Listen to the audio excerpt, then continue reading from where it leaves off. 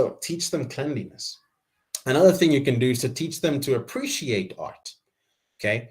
Let your homes be filled with painting and music, and take drives as a family to enjoy beautiful scenery, right? Teach them to appreciate art, to be able to recognize what good art is, and to worship God as an expression of this beauty that they now behold. So teach them to appreciate art. I think as Africans, we don't put a very high premium on art. We tend to think of it as a distraction from more important matters. And this is very sad, and I wish it wasn't the case. We need to be able to appreciate art, and we need to be able to teach our children to appreciate art as well. It goes towards helping them value order and helping them value aesthetics.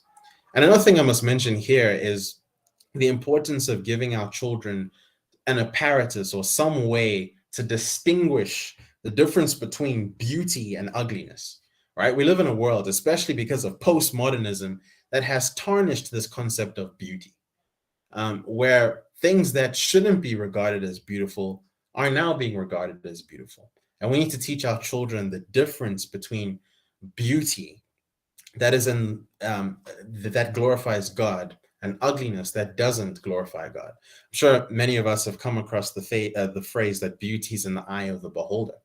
And I think it's a very unfortunate phrase, because beauty in this regard is not subjective, right? Beauty is really in the eye of the Creator. That's God. It's God who establishes the standard of what determines beauty. It's God who establishes aesthetics. It's God who establishes order. And we need to be able to give our children some sort of apparatus that helps them distinguish beauty from ugliness. Now let's move on and talk about goodness. We've talked a little bit about truth. We've talked a little bit about beauty. Let's move on and talk about goodness. Okay, we want to teach our children goodness. Okay, what it means to be good, what it means to propagate that which is good. And there are several things I want to say here, mainly 4 points that I want to make under the point of goodness. And the first thing I want to say under goodness is this: we should be teaching our children to work. Okay, this is a very important thing. Oftentimes when people think of work, they're thinking of drudgery, they're thinking of pain, they're thinking of Monday blues, they're thinking of something they don't want to do. And yet work is something that was given to us by God, not as a consequence of the fall, but actually as a reality and norm in creation, right? Work was a reality even before the fall of man.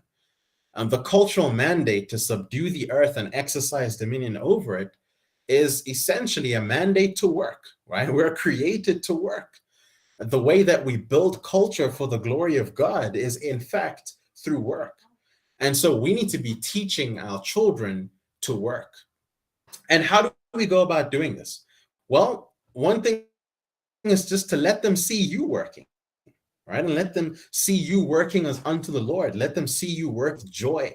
Let them see you working with enthusiasm. Let them see you working with precision.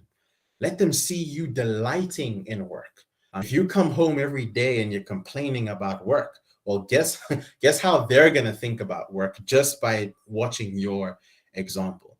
So by letting them see you working as unto the Lord, you are teaching them to work as unto the Lord as well. Another way that you can do this is actually involving them in work activities. I think because of modernization and modernity, we have fractured elements of the family where